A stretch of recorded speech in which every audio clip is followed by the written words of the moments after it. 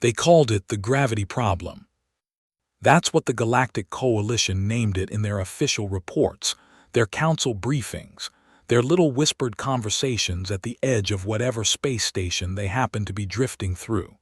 The gravity problem, like Earth was a disease, like the 1.0 on their scale, the standard they'd built their entire civilization around, was somehow an embarrassment. I remember the first time I heard that phrase. I was sitting in a docking bay on Helix Station 7, which is about 40,000 kilometers above the Martian belt, eating a ration pack that tasted like cardboard soaked in synthetic beef broth. My boots were magnetic locked to the floor because the gravity plating in Bay 14 had been malfunctioning for 6 weeks and nobody had bothered to fix it. Story of the Coalition, honestly. They could build ships that folded space, but they couldn't maintain a floor. A Vrethian navigator walked past me, long arms, pale blue skin, 6 fingers on each hand. They moved the way all Vrethians moved, like everything was effortless, like the universe was made specifically to accommodate their stride. She glanced down at me, at my boots clicking against the floor, and I heard her say it to her companion. 2 words in trade tongue. I'd been on station long enough to understand. Gravity burden. She wasn't being cruel. That was the worst part. She was just stating a fact the way you'd note that it was raining. My name is Sergeant Yara Mossad, and I was the only human on Helix Station 7 at the time. I was there as part of the Coalition's Interspecies Liaison Program, a fancy name for what was basically a diplomatic babysitting operation. Earth had been formally admitted to the Galactic Coalition 8 years prior, which sounds impressive until you understand what that actually meant. It meant we got a seat at a table where every other species had been sitting for centuries. It meant we showed up, squinting in the light, still figuring out which fork to use, while everyone else had already finished the main course. And the gravity thing, that was their favorite way of making that point. Here's the science real quick, because you need to understand it to understand what happened next. Earth's gravity 1g standard is, by the Coalition's reckoning, extraordinarily high. Most of the species that make up the Coalition evolved on worlds with somewhere between 0.3 and 0.7 g. The Vrethians, 0.4. The Caliph, 0.5. The Sarandai, who controlled 3 of the 7 Coalition fleets, 0.35. For them, visiting Earth was like asking you to strap on a 100-pound vest and go for a jog. They couldn't do it for extended periods without physiological strain. So the Coalition had built their entire infrastructure around the lowest common denominator. Station gravity was kept at 0.45 g, fleet standard. Low enough that even the most fragile species could function without assistance. And then there were us. Humans operating at 0.45 g felt like we were walking on the moon. Everything was lighter. Your body expected resistance and found almost none. The Coalition's medical assessment said we adapted well, better than expected actually, but they never really understood what that adaptation cost over time, or what it did to us when we weren't adapting, when we were just being ourselves. I'd been on station for 14 months by the time everything happened. 14 months of being the gravity burden. The morning it started, I was in the observation deck of Helix 7, drinking something that approximated coffee, but was really just hot brown liquid with caffeine analogs. The deck had a full panoramic view of the Martian belt, that rust-red scatter of rock and ice that the Coalition found deeply uninteresting, but that I never got tired of looking at. There's something about being from a world where you can see the horizon, where gravity pins you down and the sky has actual weather. That makes you appreciate rock in a way most species never quite grasp. Commander Thiel was there too. Thiel was Caliph, which means he was roughly 7 feet tall, built like a pile of geometric shapes arranged into something vaguely reptilian, with 3 eyes arranged in a triangle, and a voice that resonated at a frequency you felt more than heard. He was the station commander, not technically my superior in any formal sense, but effectively the person who decided everything about how life on Helix 7 worked. He'd been polite enough to me for 14 months. Polite in the way that a very patient teacher is polite to a student who keeps getting the simplest problems wrong. He was reviewing a report on his data slate when I walked in. He looked up, acknowledged me with a shallow nod, and went back to reading. "Sergeant Mossad," he said, without looking up again. "Commander, you'll want to clear your schedule for the next 6 days." I looked at him over my cup. Something happening. "The Vorthen delegation arrives tomorrow. 12 representatives, 2 security teams, a cultural ambassador. They're using Helix 7 as a transit stop before their formal reception on Relay Station Artis." I'd heard of the Vorthen. Everyone had. They were one of the oldest species in the Coalition, predating the Coalition itself by something like 4,000 years. They were the ones who'd written the original gravity standard protocols. The ones who decided that 0.45 G was the civilized baseline. They'd built the argument, logged the science, convinced the Council, and enshrined it in the Coalition's founding charter. And they were coming here. "What do you need me for?" I asked. Thiel finally looked up. His 3 eyes focused on me in that particular way Caliph had, the left 2 for general assessment, the right one for what I can only describe as a deeper reading, like he was checking something underneath the surface. "You are the Earth liaison," he said. "Your presence is required at all formal meetings." "Right," I took a sip of my not coffee. "Symbolic." "Procedural," he said, and went back to his report. He meant symbolic, we both knew it. The Vorthen arrived at 900 station time the next morning.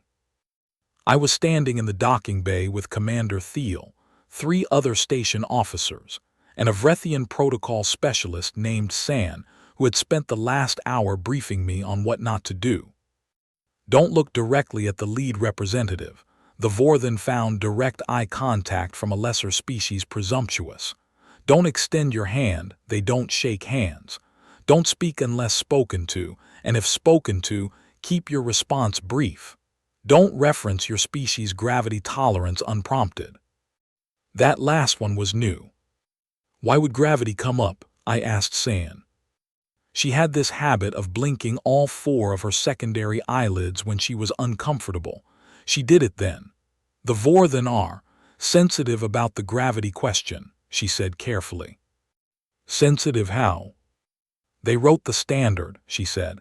"It's foundational to their view of themselves." "Right," I said. "So don't challenge the founding fathers, got it?" She blinked all 4 eyelids again. The Vorthen ship was smaller than I expected. Sleek and dark, it docked like it was being placed rather than piloted, absolute precision, not a centimeter of unnecessary movement. The docking arm connected with a sound like a whisper. I remember thinking that they'd clearly poured a lot of engineering thought into making everything about their presence understated and inevitable. Then the airlock opened. The Vorthen delegation walked out, and I'll be honest, my first reaction was surprise. Not bad surprise, just genuine, unguarded surprise at how different they were from what I'd pictured. They were small. Not tiny, but compact. Shorter than me, which I hadn't expected given their reputation. Slender in a way that spoke to low gravity over thousands of generations. Their skin was the color of old ivory, slightly luminescent, and they moved with a careful, deliberate precision that made every step look considered. Their faces were narrow, with 2 large, pale eyes and a mouth that sat low on their face. They wore layered garments, multiple thin fabrics over each other, which I later learned served as a kind of distributed pressure management for their bodies, which weren't great at regulating pressure differentials on their own. The lead representative was called Arith Sul. I know this because San told me. I would never have been able to tell which one was the lead from just looking, because they all moved identically. Arith Sul stopped in front of Commander Thiel, and there was a formal exchange, gestures I didn't fully understand, words in Vorthen that San translated in a low murmur beside me. "Welcome, Honor, transit appreciation, station standards confirmed. Then Arithol's pale eyes moved to me. They stopped, a pause that lasted maybe 2 seconds, which in diplomatic settings is a small eternity. Earth, they said in trade tongue. Clearly they'd been briefed. Yes, I said. Sand's hand twitched near my arm, a small warning I remembered. I'm Sergeant Yara Mossad, Earth Liaison to Helix Station 7. Arithsal studied me. There was no hostility in it. More like the way you look at something that's been described to you in theory, but that you've never actually encountered in person. We have not previously interfaced with Earth representatives, they said. We're new, I said. A tiny pause. Something shifted in their expression, not quite a smile, not quite its opposite. They nodded once and moved on. San exhaled slowly beside me. That was fine, she murmured. High praise, I said. The delegation settled into their assigned quarters in Section 4. Commander Thiel called a staff briefing in the early afternoon to outline protocol for the next 6 days. I sat in the back. I took notes. I did the thing I'd been doing for 14 months, which was being present and professional and unobtrusive.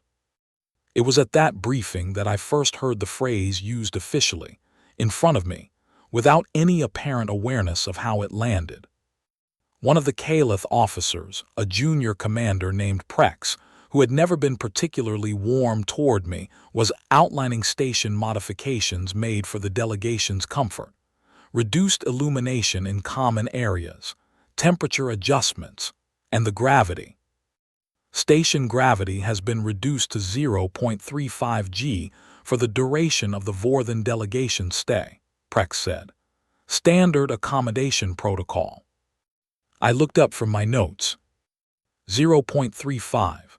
That was a full 1/10 below the already reduced station standard. At 0.45 I functioned fine, years of adaptation, good physical conditioning, the human body's frankly absurd ability to recalibrate. At 0.35 I'd feel it, not dramatically, not dangerously, but you'd notice. That reduction affects crew function, I said. I kept my voice neutral. Everyone in the room looked at me. Prex's expression did something complicated. Station standard adjustment is within operational parameters, he said. For most crew, I said, humans operate better at higher G. The reduction compounds over 6 days. Muscle function, cardiovascular efficiency, proprioception. Sergeant Mossad, Commander Thiel's voice was even, not unkind, but firm. The adjustment is within coalition standard protocol for hosting Vorthen representatives. I understand that, Commander. I'm just flagging. Noted, said Thiel. The adjustment stands. Prex moved on to the next item. Nobody looked at me again. I sat back in my chair and looked at my notes and felt that thing. You know the feeling. That very specific feeling of being told your concern has been heard and will now be completely ignored. I thought about the Vrethian navigator, gravity burden. I wrote 0.35 G, 6 days in my notes and circled it. By the end of day 2, I could feel it. Not dramatically. I want to be clear about that. I wasn't falling over or struggling to walk. It was subtler than that, a kind of low-grade wrongness, like wearing shoes on the wrong feet. Your body knows its own weight. Gravity is the one constant your entire muscular system is calibrated to, and when it shifts by enough over enough time, you start to feel it in ways that are hard to explain to someone who hasn't experienced it. My sleep was broken. I kept waking up with a low headache behind my eyes. My hands, and this is the detail that bothers me most when I think about it now, my hands felt unreliable, not weak, not trembling, just slightly uncalibrated, like the gap between what I told my fingers to do and what they actually did had opened up by about 5%, which sounds small, which is small, until it isn't. I submitted a formal report on day 3, standard channels as a procedural flag. I noted the physiological adjustment issues, recommended that at minimum the crew quarters gravity be maintained at 0.45 while common areas were reduced for the delegation. It was a reasonable compromise. Simple, required minimal technical adjustment. The report was acknowledged within 4 hours. No action taken. I remember sitting in my quarters that evening, reading the acknowledgement notice and feeling something shift in me. Not anger, not exactly. Something quieter than anger and maybe more dangerous. I'd been on station 14 months. I'd been polite. I'd been professional. I'd been the Earth liaison in the symbolic sense, present for all the photo opportunities, silent in all the important meetings, nodding along to protocols I hadn't been consulted on. I thought about what San had said. The Vorthen are sensitive about the gravity question. They wrote the standard. I thought about what that meant. 4,000 years of assuming that 0.35 g was the civilized default. 4,000 years of designing everything around bodies that had evolved in low gravity, and then calling that the standard, the baseline, as if anything above it was an aberration. As if we were the problem. I opened my data slate and started reading. Not just the coalition reports I'd already read. I went back further, Vorthen scientific literature, pre-coalition gravity research, the original proposal for the gravity standard, the actual document, not the summary.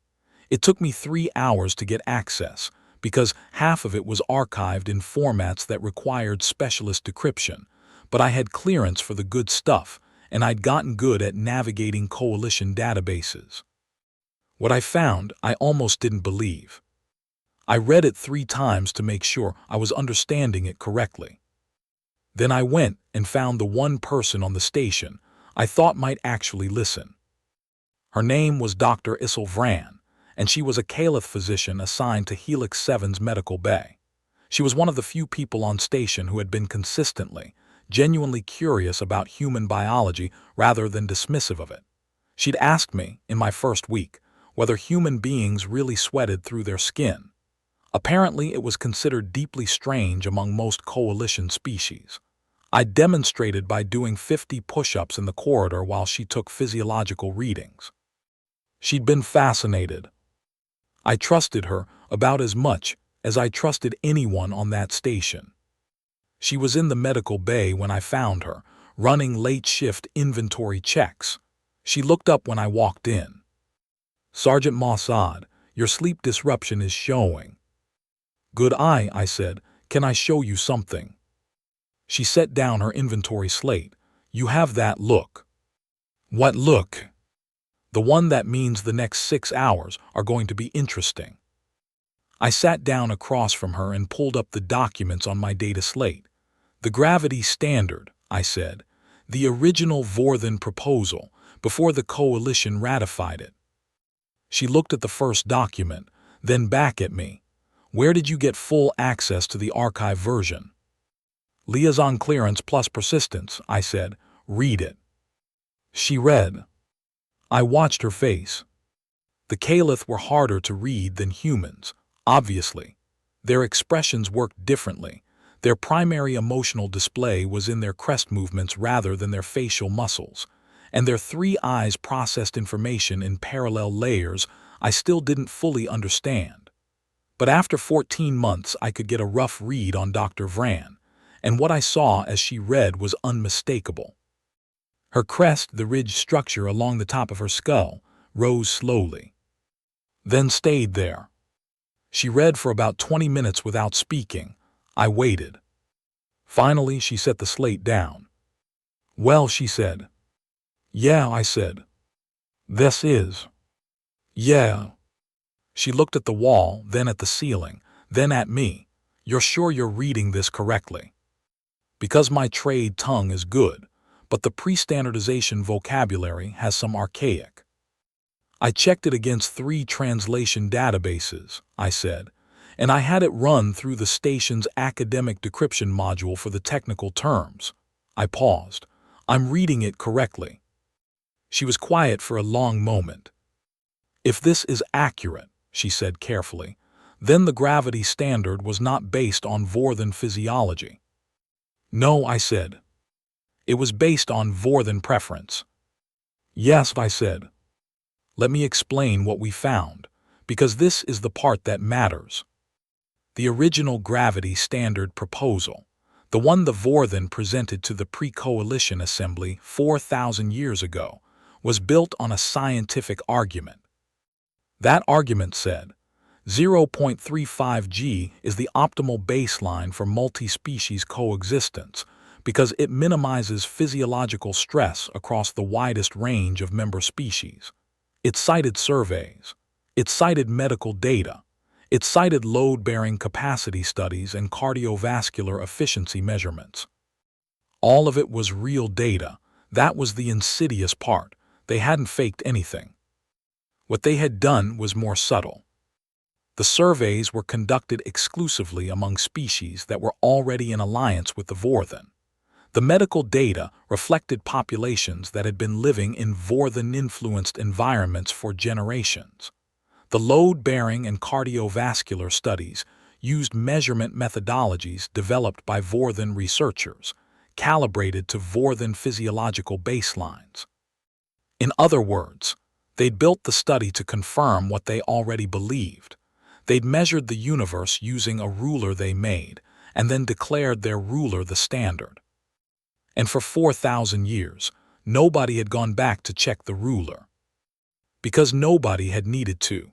All the species in the coalition had come from broadly similar evolutionary backgrounds, low-gravity worlds, gradual development, bodies that didn't rely on high-G environments.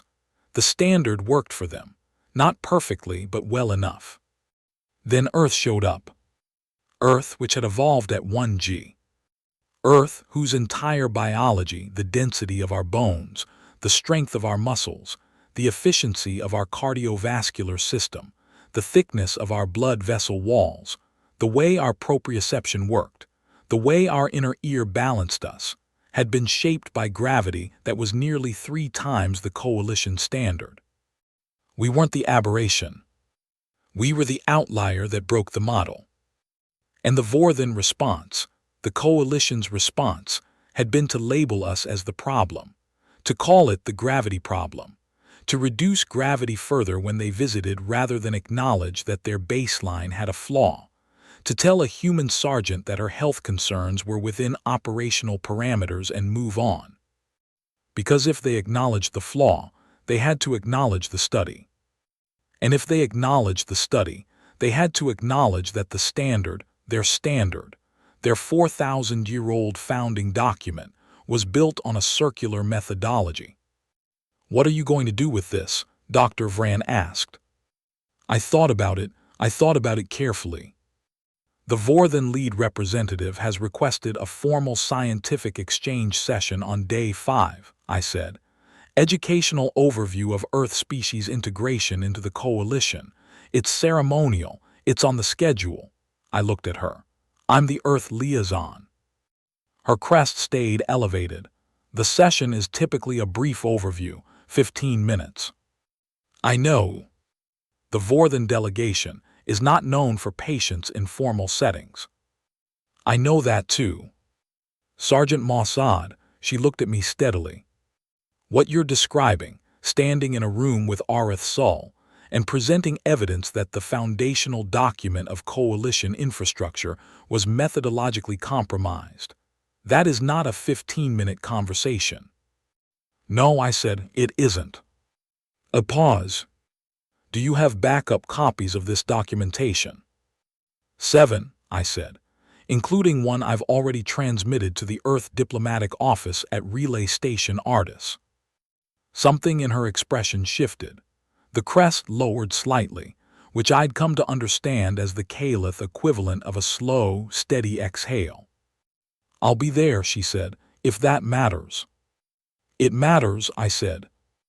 Day 4. I put together the presentation.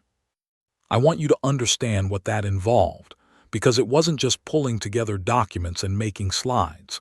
What I was building was a scientific and historical argument, and it had to be airtight. It had to be precise. It couldn't have gaps that could be dismissed as misreading or cultural misunderstanding. It had to be the kind of thing you could hand to any coalition scientist in any field and have them read and not find a technical flaw in. I worked for 19 hours straight. I barely slept. The gravity issue wasn't helping. At 0.35 G, my sleep disruption had progressed from inconvenient to genuinely affecting my cognitive baseline. I kept catching my thinking going in circles. I drank a lot of the not coffee. I did push-ups in my quarters to remind my body what resistance felt like. The Vorthen original proposal, 27 pages of translated pre-standardization text, fully annotated. The methodology analysis, 12 pages, cross-referenced against coalition standard scientific review protocols from the last 100 years, showing that the original study would not pass modern peer review. The Earth Physiological Brief, 8 pages, using data from Dr. Vrand's own research over the past year on human adaptation patterns, with clear notation of where 0.45 G versus 0.35 G produced measurably different outcomes.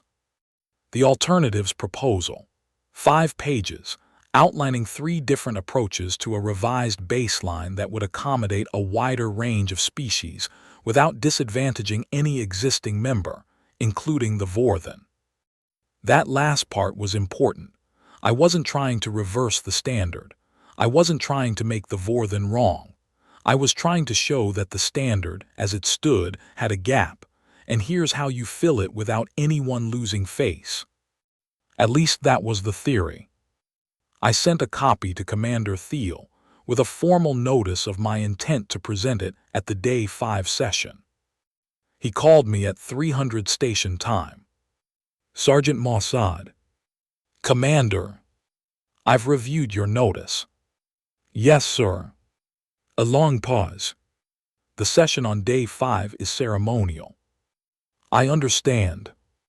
The Vorthen delegation is a diplomatic priority. I understand that too. Another pause, longer this time. Your documentation is thorough. Thank you, sir. I didn't say it was a good idea. No, sir. A breath. I can't formally stop you. Your liaison mandate gives you speaking rights in any interspecies educational session, and that's what this is classified as. He paused again. I also can't formally support you until I know how the Vorthen respond. That's fair, I said. Mossad. His voice changed slightly, something in it that I couldn't quite name. You understand what you're doing. Yes, sir. And you're doing it anyway. Yes, sir. Another pause, the longest one. Don't get killed, he said, and ended the call. I sat in the dark of my quarters at 300 station time, at 0.35 gravity, with the Martian belt floating somewhere outside my porthole, and I thought, yeah, that's about how I expected that to go. Day 5. The session was scheduled for 1400. Conference Room 1, the nicest room on the station, which is a relative term, but it had a view of the belt and the chairs were better than average. I was there 40 minutes early, setting up. San found me at 1350. You're presenting the gravity research, she said. It wasn't a question. Yes, I said. She was quiet for a moment. Word travels on a small station. It does. I want you to know, she said carefully, that the Vorthen approach to criticism of their foundational documents is not always receptive. I know. There have been previous scientific challenges. Over the centuries, none of them resulted in formal revision. She paused. Some of them resulted in the challenging party's departure from the coalition. I know that too, I said. She looked at me with all 4 of her secondary eyelids open. You're not worried. I didn't say that. No, she said, but you're doing it anyway. I looked at her. San, how long have you been a protocol specialist? She considered. 62 years. Have you ever seen someone stand up at a session like this with legitimate scientific evidence, and have it actually make a difference. She was quiet for a moment. No, she said finally. Okay, I looked at the documents on my data slate, but I'm the first human you've ever seen do it. She blinked all 4 secondary eyelids, then very slowly she nodded. And she stayed. The Vorthen delegation arrived exactly on time. Arith Sul in front, as before. The security team arranged around the perimeter of the room in that quiet, unobtrusive way that very competent security teams have. You don't notice them until you realize you haven't stopped noticing them for the past 10 minutes. Commander Thiel was there. Dr. Vran was there.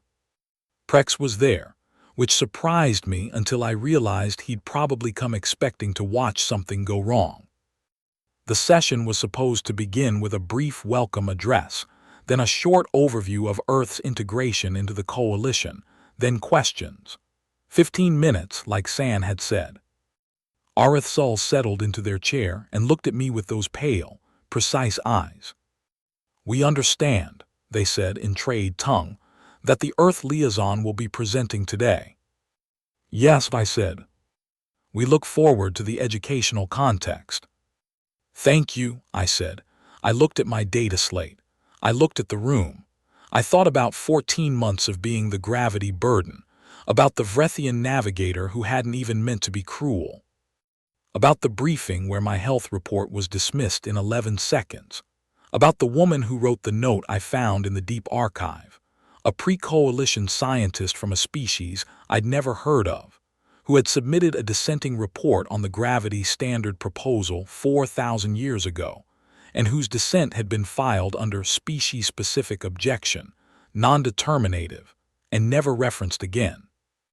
I thought about 1G, about the specific, bone-deep, blood-deep pull of it, about what it had taken to make us, about every organism that had ever stood upright on Earth because gravity demanded it, about the heart that had to be strong enough to push blood all the way up to a brain held down by 1 full unit of gravity, about bones that had to be dense enough to support that, about muscles that had to be responsive enough to keep a body stable in a force that everything in the galaxy called excessive, about what it meant to be shaped by something everyone else considered a problem. I took a breath. I want to start, I said, by talking about something that happened 4,000 years ago. I spoke for 47 minutes. I know that because I checked the session log afterward. It felt shorter. It also felt like a very long time. I walked them through it the way I'd planned, methodical, calm, no raised voice. I started with the original proposal, explained the methodology, showed the gaps. I did it in plain trade tongue because the worst thing I could have done was hide behind technical vocabulary that required specialist knowledge. I wanted everyone in that room to follow every single word. Arith Sul listened. I want to be precise about that. They listened. They didn't interrupt. They didn't look away. And this is the thing I still think about. They didn't look angry. They looked, and I struggled to find the right word for this, like someone watching a piece of their architecture shift very slightly and not yet knowing whether the building would stand. When I reached the methodology analysis, the part where I showed that the original study used self-referential calibration, I saw one of the Vorthen scientific advisors in the back of the room shift in their seat. Just a fraction. Just the tiniest rearrangement of posture that meant I already knew this. That hit me harder than I expected. I moved on to the Earth physiological brief. Dr. Vran spoke for 4 of those minutes, presenting her own data. She was precise and clinical and completely without theatrics, which was exactly right. When a Caliph physician tells you the numbers don't add up, you listen. Then the alternatives proposal. I'm not here to tell you the standard is wrong, I said.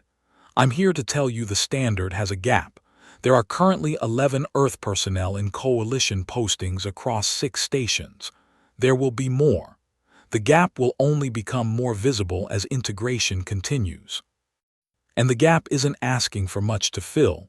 3-tiered baseline options. all within acceptable range for existing member species, with Earth personnel accommodated in the upper tier rather than compensated out of operational protocol. I stopped. The room was very quiet. Arith Sol was still looking at me, those pale eyes, that narrow face, something behind the eyes that I couldn't read. Finally, after a long silence, they spoke. The study, they said, was conducted in good faith. I know, I said. The methodology, they said and paused, reflected the tools available at the time. I know that too, I said. What you are suggesting, they said, is that those tools were insufficient. Yes. Another pause. And that the insufficiency has been carried forward into current coalition infrastructure. Yes. The longest pause yet. Arith Sol looked at their hands, those careful, precise hands, for a moment, then back at me. You have submitted this documentation to relay station artists, they said. Yes, I kept my voice neutral.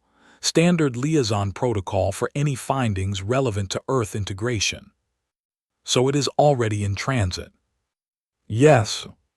Something almost imperceptible passed through the room, a shift of air, of atmosphere. Sergeant Mossad, Arith Sol said, how long has your species been part of the coalition? 8 years, I said. A pause.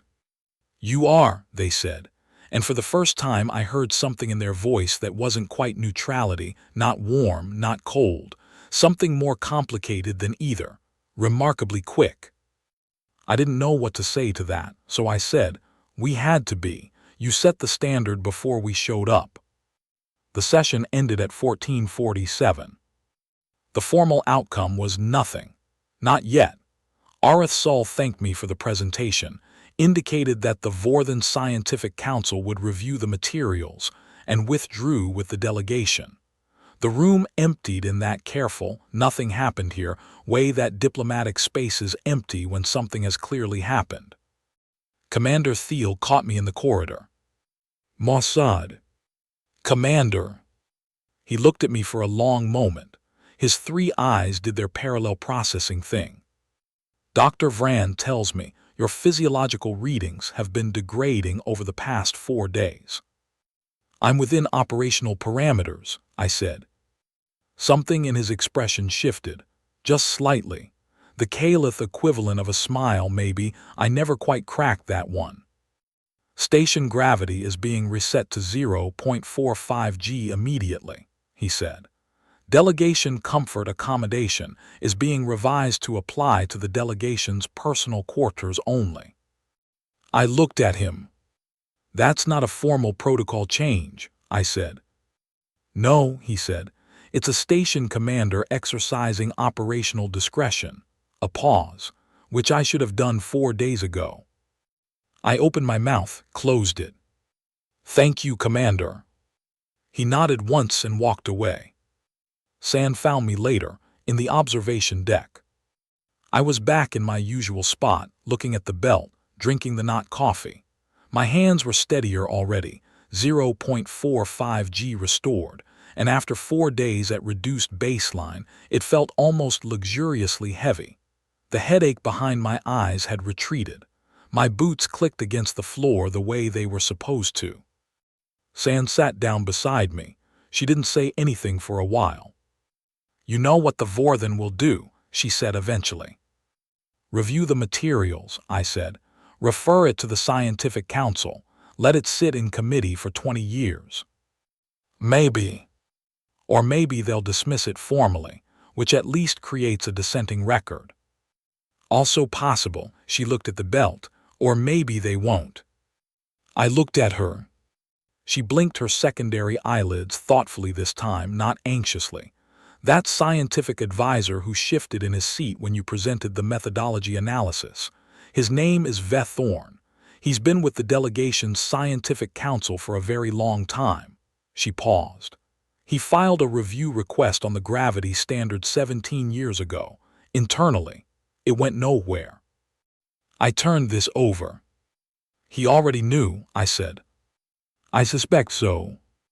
but he needed it to come from outside, from someone who couldn't be dismissed as a Vorthan internal dissent. She paused. From someone who the coalition would find hard to accuse of political motivation. I thought about that. From the species that actually has a physiological stake in it.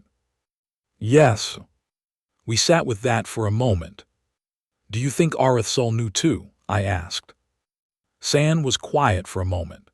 I think, she said carefully, that there are things that a civilization can know for a long time before it finds a way to say them. I looked at the belt, at all that scattered rock and ice, pulled into rough orbits by forces so old and so patient that the whole solar system had been shaped by them before anything on Earth had figured out how to walk upright. Gravity, the thing they thought was our problem. 4,000 years, I said, and it took one human in a conference room 47 minutes. San made a sound that might have been a laugh if she'd been the type.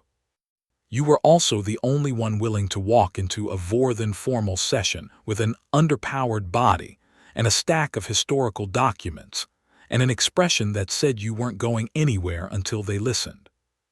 Is that what my expression said? Approximately. A pause. It also said something about the 1G. I looked at her. You had the posture, she said, of someone who knows what it feels like to be pinned to a planet, to have gravity as a constant rather than a variable. She thought about it. You moved like you expected resistance, like the floor was something you were actively engaging with rather than just resting on. That's just how humans move, I said. Yes, she said quietly, I know. The Vorthan delegation left Helix Station 7 on day 6, as scheduled. No additional meetings, no formal acknowledgement of the session. Everything was procedurally normal. Except that as Arithsol passed me in the docking bay, that same careful, deliberate walk, that same ivory luminescence, those same precise eyes, they stopped. Just for a moment. They looked at me, not in the assessing way from the first day. Something different.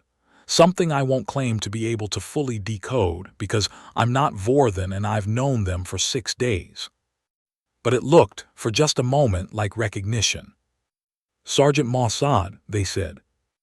Representative Arithsol. They held my gaze for 3 seconds. 1G, they said in trade tongue very quietly. 1G, I said. They nodded once and walked through the airlock. 3 weeks later, the Vorthan Scientific Council issued a formal announcement.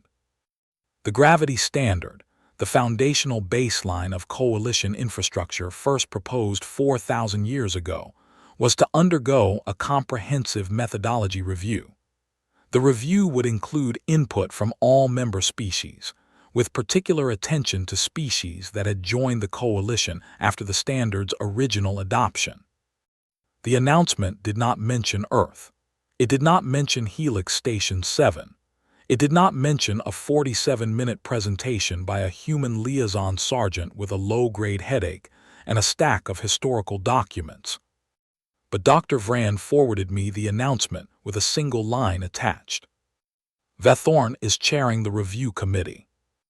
I read it sitting in my quarters, at 0.45 G, with the belt visible through my porthole and a cup of not coffee in my hands that I'd finally figured out to sweeten slightly with a plant derivative they traded from Vrethian cargo ships, which made it taste almost real.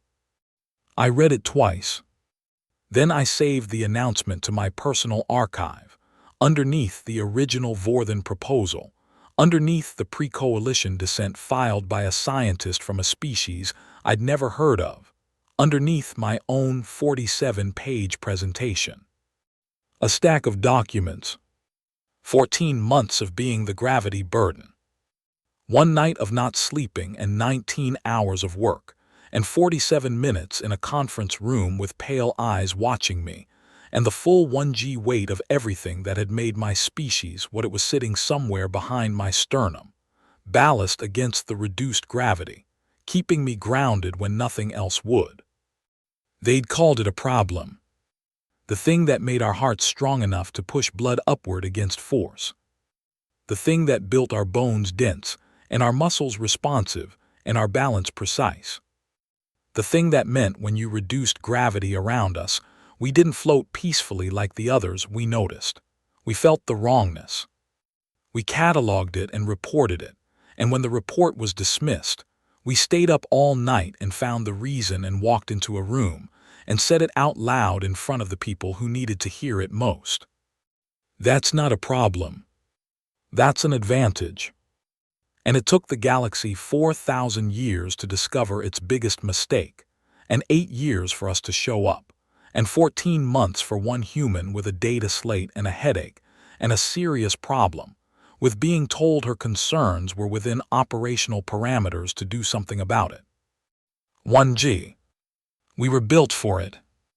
And it turned out, so was everything that followed.